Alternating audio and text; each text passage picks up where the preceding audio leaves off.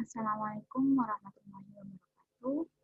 Di sini saya Ana Silvi Ailyah, dari program studi Pendidikan Agama Islam Pasca Sarjana NIM 203206030015. Di sini saya akan menjelaskan tentang faktor-faktor belajar dan pembelajaran. Nah, sebelum kita membahas faktor-faktor belajar dan pembelajaran, kita ketahui terlebih dahulu apa itu definisi belajar. Secara harfiah, belajar adalah yang tidak tahu menjadi tahu. Nah, menurut Kamus Bahasa Indonesia, belajar adalah berusaha memperoleh kepandaian atau ilmu, berlatih, berubah tingkah laku atau tanggapan yang disebabkan oleh pengalaman. Atau eh, seorang ahli mendefinisikan belajar adalah suatu proses yang berlangsung di dalam diri seseorang yang mengubah tingkah lakunya, baik tingkah laku dalam berpikir, bersikap, dan berbuat. Nah, dapat disimpulkan bahwasanya belajar dapat dimaknai yaitu proses perubahan tingkah laku dari yang tidak tahu menjadi tahu.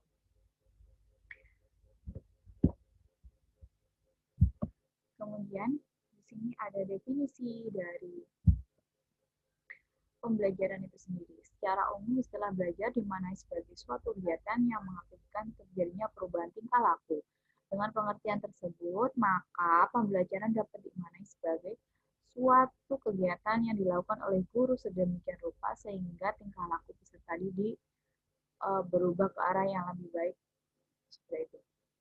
Jadi, jika pada belajar itu dapat dilakukan sendiri, namun dalam proses pembelajaran itu dilakukan oleh guru dan juga murid. Ada guru, ada murid. Secara umum, faktor-faktor yang mempengaruhi belajar dibedakan atas dua, yaitu faktor internal dan faktor eksternal. Dan kedua faktor tersebut saling mempengaruhi dalam proses belajar individu sehingga menentukan kualitas hasil belajar. Yang pertama yaitu faktor internal. Nah, faktor internal ini yaitu faktor yang berasal dari individu itu sendiri dan dapat mempengaruhi hasil belajar dari individu itu. Yang pertama yaitu faktor fisiologis, yang kedua yaitu faktor psikologis. Dari faktor fisiologis sendiri ini juga dibagi menjadi dua, yaitu faktor jasmani dan keadaan jasmani. Nah, faktor jasmani sendiri yaitu berhubungan dengan kondisi fisik, di mana jika dari peserta didik itu mengalami sakit, maka akan berpengaruh terhadap proses belajar. Nah, keadaan fungsi jasmani ini semisal itu panca indera merupakan hal yang paling vital dalam proses belajar, maka jika keadaan panca indera tersebut terganggu, maksudnya fungsi dari panca indera terganggu, maka akan berpengaruh juga terhadap proses belajar. Kemudian yang kedua yaitu faktor psikologis. Nah, dalam psikologis ini ada beberapa faktor yang dapat mempengaruhi belajar. Yang pertama yaitu kecerdasan atau intelijensi, kedua yaitu motivasi, minat, dan bakat. Kecerdasan sendiri ini perlu diketahui oleh setiap guru, bahwasanya setiap peserta didik memiliki tingkat kecerdasan yang berbeda. Maka jadi seorang guru perlu mengetahui dan juga memahami tentang kecerdasan yang dimiliki oleh setiap peserta didik sehingga dapat mengatasi faktor belajar dari faktor psikologis ini. Kemudian yang kedua yaitu motivasi. Motivasi ini adalah dorongan dari siswa maupun dari luar yang dapat mempengaruhi proses belajar. Maka dari seorang guru perlu memotivasi peserta didik agar bersemangat dalam belajar. Kemudian minat. Minat ini sama halnya dengan kecerdasan dan motivasi karena memberi pengaruh terhadap aktivitas belajar. Karena jika seorang tidak memiliki minat untuk belajar, maka juga akan berpengaruh terhadap hasil belajar. Jadi yang tidak minat dalam belajar, pasti nanti akan berpengaruh terhadap hasil belajar. Jadi seorang pendidik harus bisa membangkitkan minat siswa agar tertarik dalam materi pelajaran. Jadi di sini guru dituntut untuk kreatif dan juga memberikan suasana yang menyenangkan agar peserta didik itu minat untuk melakukan proses pembelajaran. Yang kemudian bakat, di mana bakat ini juga sangat berpengaruh terhadap proses pembelajaran.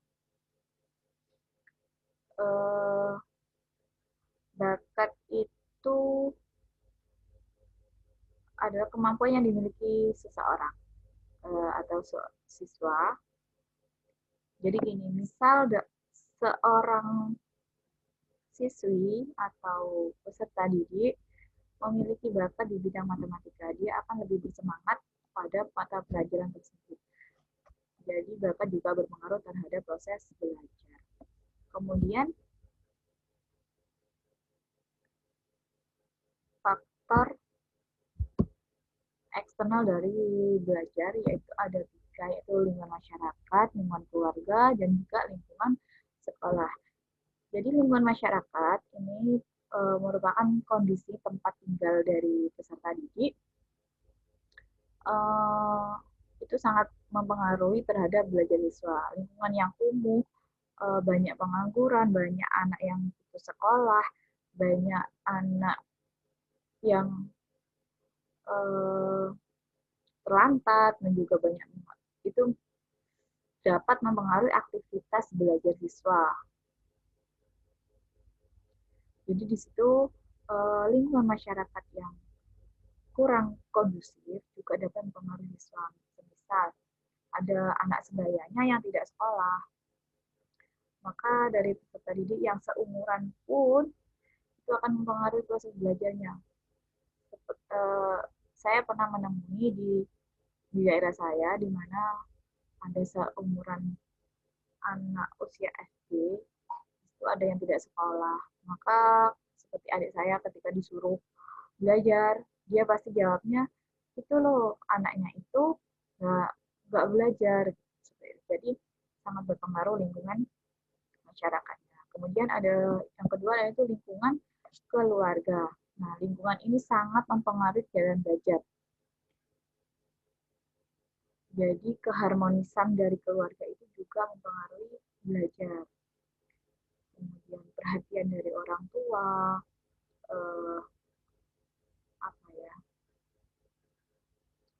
hubungan antar keluarga itu dapat mempengaruhi proses belajar dari siswa.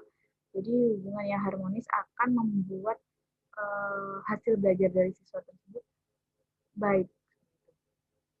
Biasanya dari teman-teman yang saya temui, terkadang keluarga yang tidak harmonis ini membuat anak semakin down. Buat apa saya belajar? Orang keluarga saya juga tidak ngurusi saya, seperti itu. Biasanya seperti itu alasan mereka yang tidak mau belajar.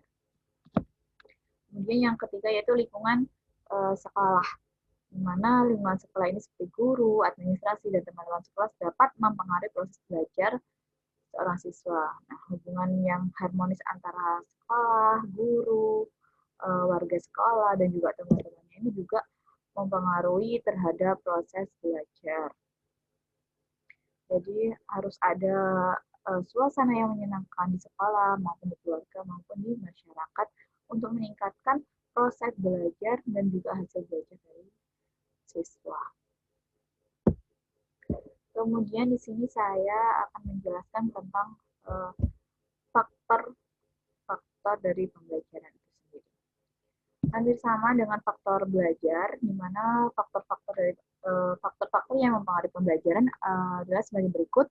Yang pertama adalah faktor kecerdasan, seperti yang tadi saya jelaskan, faktor intelijensi, bahwasanya setiap peserta didik ini memiliki intelijensi yang berbeda-beda, jadi seorang guru harus memahami itu, jadi tidak ada kata menjustis ini gini, ini gini. Jadi guru perlu menyadari bahwa intelijensi dari siswa itu berbeda-beda. Dari situ guru bisa mengambil tindakan perlu adanya penanganan khusus bagi yang intelijensinya rendah seperti itu. Kemudian ada faktor belajar. Yang dimaksud dengan faktor belajar ini yaitu semua kegiatan belajar. Misalnya kurang dapat memusatkan perhatian kepada pelajaran yang sedang dihadapi, tidak dapat menguasai kaidah yang berkaitan sehingga kurang menguasai cara-cara belajar efektif dan efisien.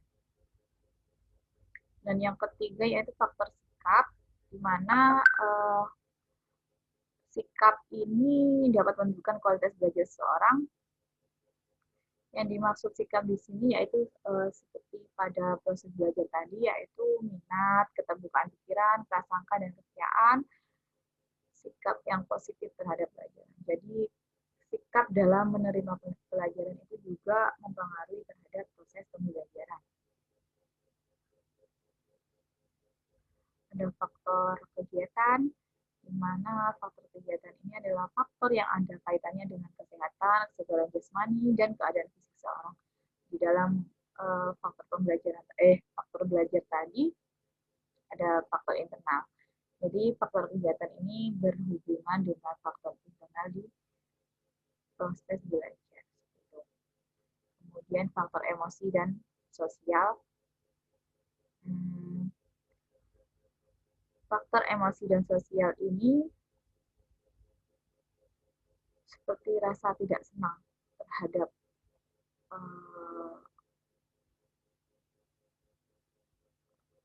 dalam proses faktor emosi ini seperti tidak senang dan rasa suka, dan faktor sosial seperti persaingan dan kerja. Jadi ada faktor emosi dan sosial ini adalah faktor di mana adanya persaingan di situ. Jadi di sana terkadang membuat peserta didik itu down ketika melihat temannya bisa, namun dia merasa dia tidak bisa. Jadi sebagai seorang guru wajib kita untuk memotivasi bahwasanya peserta didik itu bisa seperti teman-teman.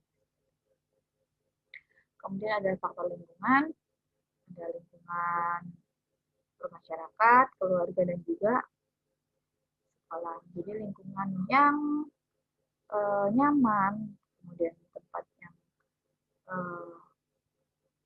suasananya mendukung, itu akan mempengaruhi dari proses pembelajaran. Jadi kalau lingkungannya itu kumuh, kemudian lingkungannya itu tidak nyaman, kemudian lingkungannya itu tidak mendukung untuk adanya proses pembelajaran, maka di situ akan mempengaruhi dari proses pembelajaran itu sendiri. Yang terakhir yaitu faktor guru. Di sini masuknya faktor guru yaitu kepribadian guru, hubungan guru dengan siswanya. Jadi adanya komunikasi antara guru dan siswa itu juga sangat mempengaruhi dari proses pembelajaran itu sendiri. Ini ada kasus dari murid saya, tepatnya murid les saya, di mana gurunya ini kurang akrab dengan peserta didiknya, sehingga anak itu membuat anak itu malas untuk belajar. Gurunya hanya memberikan tugas tanpa adanya komunikasi, tanpa ada perhatian dari gurunya. Gurunya tidak ingin tahu proses pembelajarannya seperti apa. Dia hanya menginginkan si murid tadi mengerjakan tugas yang ia berikan. Jadi dia tidak mau tahu. Nah, di sini saya melihat adanya penurunan dalam proses belajar. Jadi anak itu tidak semangat lagi belajar karena tidak ada perhatian dari seorang guru. Nah, di situ dapat menimbulkan penurunan semangat belajar dari peserta didik sendiri. Jadi di situ untung saja orang tuanya itu cepat menyadari bahwasannya gurunya itu kurang dalam memberikan perhatian atau memberikan penjelasan terhadap siswanya. Makanya alternatifnya beliau mendatangkan seorang guru. Nah, jadi di sini faktor guru juga mempengaruhi terhadap proses pembelajaran. Mungkin sekian dari saya, kurang lebihnya mohon maaf. Wabillahi taufiq wal hidayah. Allahumma afiq. Wassalamualaikum warahmatullahi wabarakatuh.